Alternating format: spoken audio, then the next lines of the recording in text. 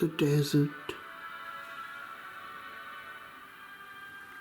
a desert isle hid in old Kronos sea, a land of emptied noise, a land all still, where moments old and new have time to be, and simple things bear yet an ample thrill, far, far from tranced heights, where lights are loud, from titillated sense and densest joy of consequences heavy, mid the crowd of thoughts intense that energies employ.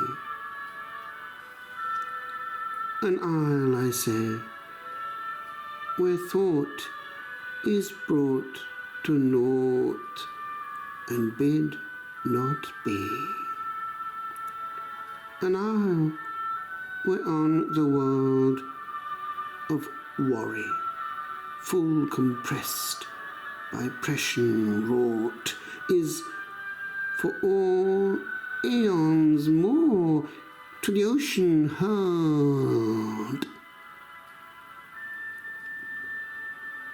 This is enough for me, and I will stand alone, alone, on one forgotten land.